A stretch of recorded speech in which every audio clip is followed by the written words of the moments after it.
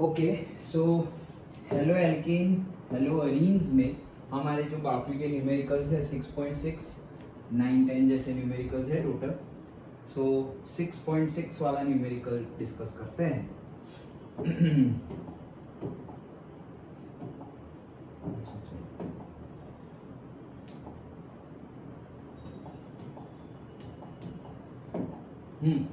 सो 6.6 में क्या बोल रहे हैं, देखो 6.6 में बोल रहे हैं कि in the following halogen compound which would undergo SN2 reaction faster, किसमें SN2 रिएक्शन फास्टर होगी। ओके तो सबसे पहले तो ये दो गिवन है। ओके कौन से दो गिवन है से और क्या लगा हुआ है CH2Cl, ये एक लगा हुआ है एंड दूसरा है हमारा बेंजीन के साथ क्या लगा हुआ है क्लोरीन। ओके ये दो लगे हुए हैं।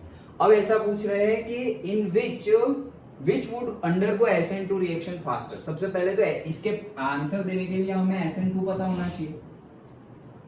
सो सब्स्टिट्यूशन न्यूक्लियोफिलिक रिएक्शन जो टू किसके लिए है कि वो दो चीजों के ऊपर डिपेंड करता है, और मतलब दो के कॉन्सेंट्रेशन के ऊपर डिपेंड करता है। कौन कौन से, एक तो सबस्ट्रेट के और जो न्यूक्लियोफाइल है उसके, दोनों के कॉन्सेंट्रेशन पे डिपेंड करता है, इसलिए 2 है। ये हमने समझा था थियरी में। एंड ये सिंगल स्टेप प्रोसेस है, ये भी हमने देखा था। SN2 सिंगल स्टेप है और SN1 डबल स्टेप है। ओके इसमें डायरेक्टली वो इंटरमीडिएट बन के डायरेक्टली अटैक करके बन जाता था हमारा। ओके मतलब क्या है न्यूक्लियोफाइल, तो इसमें हमें बोला है कि कौन सा SN2 फास्ट होगा। तो क्या क्या चीजें हम देख सकते हैं, तो एक तो हम देख सकते हैं कि कौन सा न्यूक्लियोफाइल है, कौन सा न्यूक्लियोफाइल अटैक कर रहा है वो देख सकते हैं। देन से और क्या देख सकते हैं, न्यूक्लियोफाइल कौन सा है वो देख सकते हैं। देन से डिग्री देख सकते हैं हम, क्योंकि ये तो डायरेक्टली ही बन रहा है। लिविंग ग्रुप चेक कर सकते हैं हम। ओके कि कौन सा लिविंग ग्रुप है। न्यूक्लियोफाइल कौन सा आ रहा है वो देख सकते हैं। लिविंग ग्रुप कौन सा जा रहा है वो देख सकते हैं। और क्या देख सकते हैं हम कि ये SN2 है ना, तो वो डायरेक्ट अटैक करेगा। तो याद करो हमने वो देखा था special arrangements. Okay special arrangement देखा था ना कि जितने ज्यादा मिथाइल ग्रुप कनेक्टेड होंगे उतना उनको स्पेशल अरेंजमेंट्स, मतलब कि वो steric hindrance. Okay steric hindrance वाला केस देखा था, याद आया। स्टेरिक हिंड्रेंस क्या था, जिसको हमने रेजिस्टेंस बोल रहे थे कि भाई वो बलून बनाया था। ओके कि अगर एक कार्बन है, जैसे कि ये कार्बन है, अब यहाँ पर मिथाइल है, ओके और यहाँ पर भी मिथाइल है, तो ये दो दो बड़े बलून कनेक्टेड है। ओके यहाँ पर सपोज हमारा कौन है, क्लोरीन है। ओके सो यहाँ पर से हाइड्रोजन है, तो ऐसे दो बड़े बलून्स है। बलून से समझाया था कि दो बड़े बलून्स है, तो कोई भी न्यूक्लियोफाइल जो अटैक करने आएगा ओके तो उसको ये लोग रेजिस्ट करेंगे। अगर ये हाइड्रोजन होता है, ये भी हाइड्रोजन ये भी हाइड्रोजन होता तो रेजिस्ट करते नहीं, लेकिन ऐसे मिथाइल ग्रुप होते तो रेजिस्ट करते। मतलब हमें रिएक्टिविटी चेक करनी पड़ेगी कि ये स्टेरिक हिंड्रेंस कौन ज्यादा ऑफर करेगा, तो वो पता चल जाएगा हमें कि 3 डिग्री है, 3 डिग्री है, 2 डिग्री है या प्राइमरी। ओके सो कौन सा हमारा कार्बन जो हमारा हेलोजन से कनेक्टेड, हेलो कार्बन जो हमारा हेलो अल्केन या हेलो अरीन्स जो भी गिवन है, वो कार्बन जिससे कनेक्टेड है वो कार्बन 3 डिग्री है, 2 डिग्री है या 1 डिग्री है, से प्राइमरी सेकेंडरी और टर्शियरी कौन सा है उसके बेस पर से हमें पता चल जाएगा। तो ये 3 चीजें हम देख सकते हैं। ओके तो ये तो हो गए SN2 का बेसिक। अब हम देखें न्यूक्लियोफाइल की, तो यहाँ पे कोई डेटा गिवन ही नहीं है। यस न्यूक्लियोफाइल का कौन से न्यूक्लियोफाइल आ रहा है ऐसा कुछ भी बोला नहीं है, तो इसके बारे में तो हम कुछ बोल नहीं सकते। लिविंग ग्रुप कौन सा है, तो यहाँ पर लिविंग ग्रुप क्लोरीन है, वहां पर भी क्लोरीन है, दोनों क्लोरीन है, तो अब कोई कंपैरिजन नहीं हो सकती, तो ये भी नहीं देख सकते। तो स्टेरिक हिंड्रेंस चेक कर सकते हैं।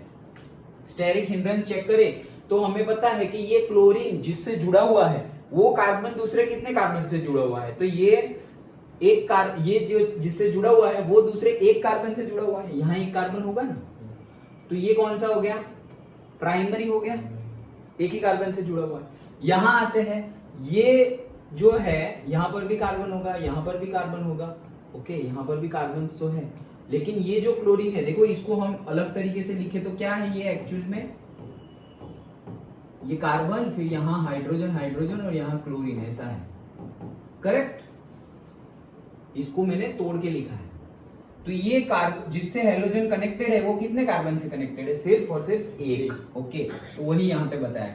लेकिन यहाँ पर जो हेलोजन कनेक्टेड है वो कार्बन दूसरे 2 कार्बन से कनेक्टेड है, तो ये सेकेंडरी हो गया, करेक्ट। ओके, नाउ ये सेकेंडरी है और ये कौन सा है, प्राइमरी है।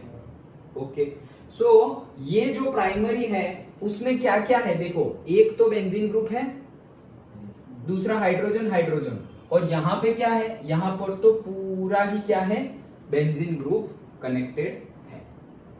डन। तो यहां पर भी बेंजीन ग्रुप कनेक्टेड है कार्बन के साथ, और मतलब अटैक किसको करना है, यहां पर जो न्यूक्लियोफाइल आएगा वो अटैक किसको करेगा, कार्बन पे। तो कौन से कार्बन पे अटैक करेगा, वो यहां अटैक करने वाला है। तो यहां अटैक करेगा तो देखो यहां पर ये इसका स्टेरिक हिंड्रेंस होगा। ओके, और यहां पर अटैक करेगा तो कौन सा होगा, ये कार्बन होगा। अंडरस्टूड। तो हमने तभी देखा था, जैसे कि ये क्या है हमारा, ये जो कार्बन है वो कौन सा है, 2 डिग्री है, ये कार्बन 2 से जुड़ा हुआ है तो 2 डिग्री है। अगर प्राइमरी भी होता, जैसे कि ये कार्बन H H H और यहाँ पर है हमारा क्लोरीन, तो ये क्या है, प्राइमरी, करेक्ट। तो यहाँ पर स्टेरिक हिंड्रेंस कम है, स्टेरिक हिंड्रेंस कम है इसलिए जल्दी आ जाएगा, यहाँ पे लेट आएगा और फिर और लेट आएगा, करेक्ट। तो हमने देखा था SN2 रिएक्शन में कि प्राइमरी की रिएक्टिविटी सबसे ज्यादा, फिर सेकेंडरी की और फिर टर्शियरी की। तो यहाँ पर हमारा कौन सा है, ये वाला प्राइमरी है और ये वाला सेकेंडरी है। समझ में आ रहा है? ओके, सो यहाँ पे डायरेक्ट कनेक्टेड है, तो ये कार्बन जो है वो दूसरे 1 और दूसरे 2 कार्बन से कनेक्टेड है, इसलिए वो सेकेंडरी है। तो वहां पे स्टेरिक हिंड्रेंस है, स्टेरिक हिंड्रेंस है तो न्यूक्लियोफाइल इजीली आ सकेगा नहीं, तो यहाँ इजीली आ सकेगा। डन। ओके, सो देखो देखते हैं, it is primary halide therefore undergoes SN2 reaction faster. तो पहला वाला बस सिंपली उन्होंने तो बोल के बता दिया, लेकिन समझना इंपॉर्टेंट है। ओके, क्यों, सबसे पहले तो SN2 रिएक्शन वो हमें पता होनी चाहिए, तो हमने वो समझा। फिर हमने देखा था, हमने वैसे भी याद रखा था कि SN2 में जो ऑर्डर है ना वो वहां पे ऑपोजिट हो जाता है, याद आया, SN1 में वो ऑपोजिट हो जाता है। यहाँ पर फर्स्ट डिग्री प्राइमरी 1 डिग्री ज्यादा रिएक्टिव है, फिर 2 डिग्री और लीस्ट रिएक्टिव 3 है, टर्शरी। ओके, लेकिन SN1 में क्या हो जाता है, टर्शरी मोस्ट रिएक्टिव होता है। क्यों, क्योंकि वहां पे हम कार्बोकैटायन देखते हैं, वहां पे हम स्टेरिक हिंड्रेंस नहीं देखते, वहां पे हम कार्बोकैटायन कितना ज्यादा स्टेबल है वो देखते हैं। सो 3 टर्शरी कार्बोकैटायन ज्यादा स्टेबल होता है compare to secondary and primary, that we have seen in the 11th also, correct. Okay, so इसमें हमने देख लिया क्या कि ये कौन सा है, प्राइमरी है, ये कार्बन यहाँ कनेक्टेड है तो एक ही कार्बन से जुड़ा हुआ है, तो ये 1 डिग्री है और ये 2 डिग्री है, तो ये ज्यादा हिंड्रेंस, स्टेरिक हिंड्रेंस प्रोवाइड करेगा, मतलब इसका बलून बड़ा होगा और इसका क्या होगा, छोटा होगा। तो डायरेक्टली हमें इसको अटैक करना इजी हो जाएगा, तो न्यूक्लियोफाइल उसको अटैक करेगा तो वो फास्ट हो जाएगी रिएक्शन। सिंपल है। ये पहला पार्ट था।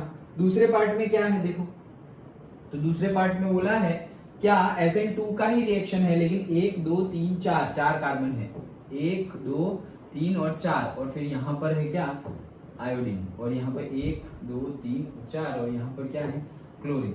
अगेन यही सारी चीजें हम देखेंगे, SN2 की ही बात चल रही है, लेकिन यहाँ पर भी कौन सा न्यूक्लियोफाइल है गिवन है नहीं, और लिविंग ग्रुप कौन सा है, स्टेरिक हिंड्रेंस। स्टेरिक हिंड्रेंस तो दोनों में सेम ही होगा, देखो कार्बन कार्बन कार्बन कार्बन, मतलब 4 कार्बन देन आयोडीन। यहाँ पर भी 1 2 3 4 कार्बन और क्लोरीन। ओके, तो स्टेरिक हिंड्रेंस तो सेम ही होगा।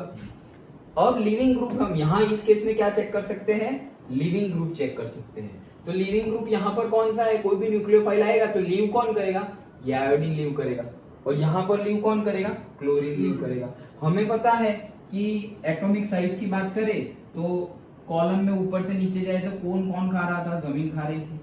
ओके, याद है ना। तो क्या हुआ, से fluorine chlorine bromine and iodine. तो आयोडीन का एटॉमिक साइज बड़ा है, एटॉमिक साइज बड़ा है तो वो इजीली बाहर निकल जाएगा। जिसका एटॉमिक साइज छोटा होगा, अच्छे से फिट हुआ है सिस्टम के अंदर छोटे सी साइज का है, अच्छे से फिट हुआ है, वो इजीली निकलने वाला नहीं है। लेकिन कोई बड़ा है, ओके, तो वो इजीली निकल जाएगा। तो आयोडीन इजीली निकल जाएगा, वो इजीली निकल जाएगा मतलब वो रिएक्शन फास्टर हो जाएगा। सिंपल। तो यहाँ पे हम क्या देख लेंगे, लिविंग ग्रुप देख लेंगे। तो लिविंग ग्रुप में क्या देखना है, जिसकी एटॉमिक साइज ज्यादा हो वो जल्दी से निकल जाएगा, और जिसकी छोटी हो उसको टाइम लगेगा। अच्छे से फिट हो गया है ना, छोटी साइज वाला है, सिंपल है। ओके, तो यही बस इतना दो ही था, 1 और 2, यस इतना ही था। ओके, तो बुक का भी पढ़ लेते हैं क्या गिवन है।